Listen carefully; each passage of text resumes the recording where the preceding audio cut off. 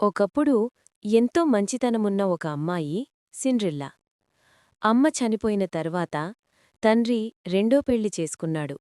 కాని ఆ సవతి తల్లి ఆమె ఇద్దరు కుమార్తెలు సిండ్రిల్లాను పనిమనిషిలా మార్చేశారు. ఇంటి పనులు, వంట, బట్టలు సేకడం, ఏ పని అయినా ఆమెదే. అయినా సిండ్రిల్లా హృదయంలో మాత్రం ఒక చిన్న ఆశ వెలుగుతూనే ఉండేది. ఒకరోజు రాజ్యంలో ఒక ప్రకటన. రాజకుమారుడి పరిచయవిందుకు ప్రతి యువతీ రావచ్చు. గ్రామమంతా ఆనందం. సవతి అక్కలు అందంగా తయారై వెళ్లడానికి సిద్ధమయ్యారు. సిండ్రిల్లాకు వెళ్ళాలి.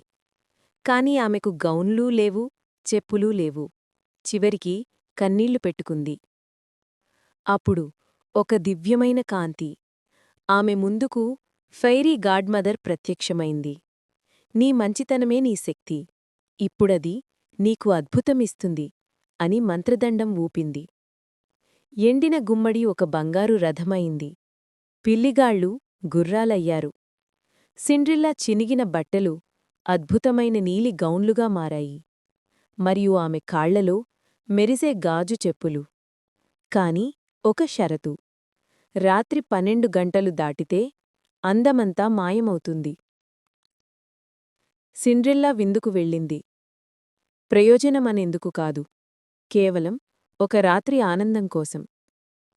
కోటలో అందరి చూపులు ఆమెమీదే. రాజకుమారుడు ఆమెను చూసి మైమరచిపోయాడు.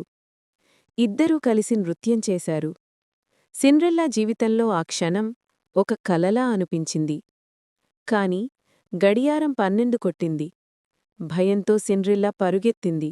ఆ తొందరలో ఒక గాజు చెప్పు అక్కడే పడిపోయింది. రాజకుమారుడు ఆ చెప్పుని తీసుకొని, ఈ చెప్పు ఎవరికి సరిపోతే ఆమెనే నా రాణి అని నిర్ణయించాడు. గ్రామమంతా వెతికాడు. చివరికి సిండ్రిల్లా ఇంటికి చేరాడు.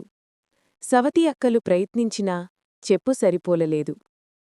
సిండ్రిల్లా నిశ్శబ్దంగా ముందుకొచ్చి చెప్పు తొడిగింది.